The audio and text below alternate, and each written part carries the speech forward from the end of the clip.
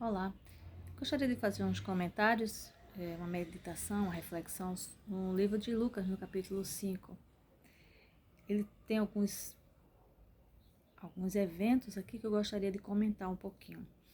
Eu estou aqui com a Bíblia aberta no capítulo 5 de Lucas, onde começa com a epígrafe, diz aqui: a pesca maravilhosa, os primeiros discípulos.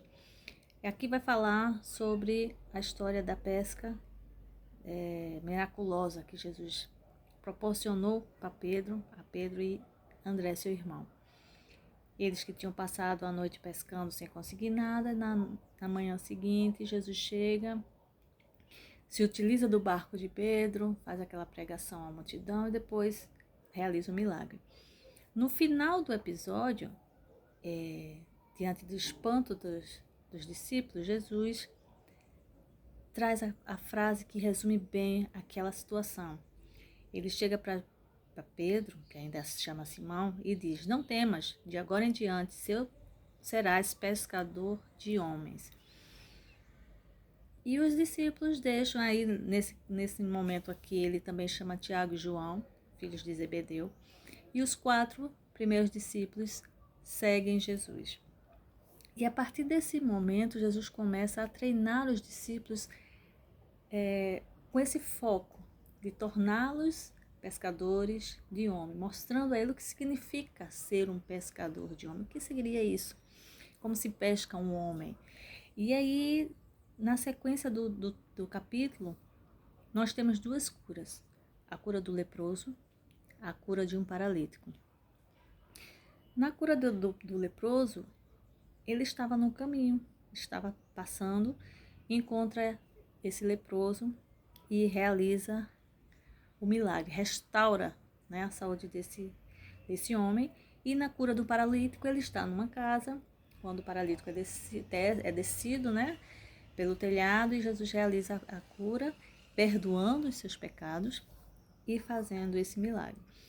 Nessas 2 situações, a gente pode ver o seguinte, a gente pode destacar o seguinte, que Jesus mostra para os discípulos, está treinando realmente os discípulos, mostrando que você tem que ir em busca das pessoas. Não só estudar, a gente não tem que esperar que o peixe caia no nosso barco. A gente tem que sair em busca das pessoas, em busca do peixe. E porque a gente pode observar que, por exemplo, no caso do leproso, o leproso ele não tinha acesso ao templo, por exemplo. Ele não poderia ir para o templo, porque ele era um impuro. O paralítico provavelmente também tinha suas dificuldades de locomoção e não poderia estar no templo. Então veja que esses 2, eles viviam à margem daquele ambiente religioso. E Jesus vai em busca deles. E ele está mostrando para os discípulos isso. A mensagem do reino não deve ser pregada apenas dentro do templo. Mas a gente tem que ir às ruas, devemos ir às casas, devemos procurar as pessoas que precisam disso. E mais, a mensagem do reino não é só falar, não são apenas palavras, mas são ações. Ações movidas pelo amor, pela compaixão, sabe? Porque quando você é movido por íntima compaixão, pelo amor, você é usado pelo Espírito e realiza os milagres que Deus quer realizar.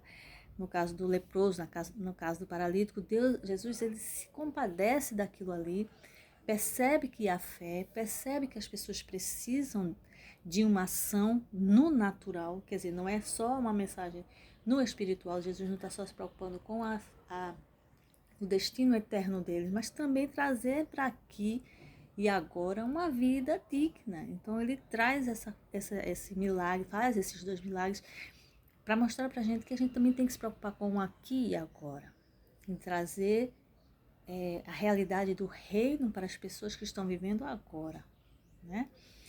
Isso tudo é ensinamento para os discípulos, ensinamento para nós também. Em seguida, nós temos o chamado de Levi, que fala aqui em Lucas, mas que a gente conhece mais como Mateus. Levi ou Mateus era um publicano, um cobrador de impostos, uma pessoa que era rejeitada pela sociedade, era criticada, altamente criticada, porque o publicano ele era considerado um traidor da nação, né? Uma pessoa, um ladrão, né? Que roubava o seu próprio povo. Então as pessoas rejeitavam, as pessoas nem saudavam os publicanos, eles queriam distância deles. Mas Jesus vai lá e chama Mateus para o hall de intimidade, para se tornar um discípulo, alguém íntima dele. Uma coisa que deve ter causado um assombro. E aí ele diz, não necessitam de médicos que estão sãos, mas sim os que estão enfermos. Eu não vim chamar os justos, mas sim os pecadores ao arrependimento. Então ele mostra aqui o quê? O reino está aberto para todos, todos aqueles que querem, todos aqueles que se arrependerem, têm um lugar, sabe, no reino de Deus. Ele vem quebrar paradigmas, ele veio quebrar preconceitos, né? Ele veio trazer realmente essa verdade para os discípulos, porque os discípulos iriam dar continuidade à mensagem dele. E eles não podiam estar escolhendo para quem eu vou pregar, para quem eu vou anunciar o reino, para quem eu vou realizar alguma obra. Era para todos. E concluindo o capítulo, ele fala aqui sobre uma parábola, ele fala sobre uma parábola no finalzinho, a partir do versículo 36, sobre vinho novo, odres novos, vinho velho, odres velhas, coisa toda, trazendo para mim, para você, como reflexão o quê?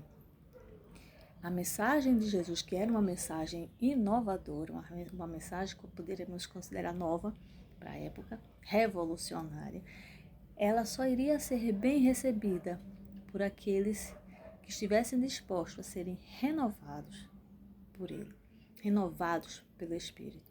Sabe, quando você nasce de novo, quando você é gerado de novo pelo Espírito, você está apto, capacitado para receber essa mensagem nova de Jesus. Né? Enquanto eu estiver agarrada a velhas tradições, conceitos, essa mensagem nova, transformadora de Jesus, ela não vai encontrar um lugar bom para crescer. Então essa é a mensagem que Jesus conclui o capítulo. Que a gente precisa se abrir para o Espírito Santo, nos renovar, para que essa mensagem nova possa ser bem acolhida no nosso coração e que possa produzir os frutos que Ele deseja que sejam produzidos. Então essa é a reflexão que eu quero trazer para a gente. Um resumo do capítulo 5 de Lucas e que a gente possa pensar nisso, que a gente possa ler sobre isso, que a gente possa orar e possa buscar luz e entendimento da parte do Espírito Santo, para que a gente possa compreender bem essa mensagem, que a gente possa replicá-las, que a gente possa levar adiante, porque nós somos discípulos de Jesus, nós somos pescadores de homens.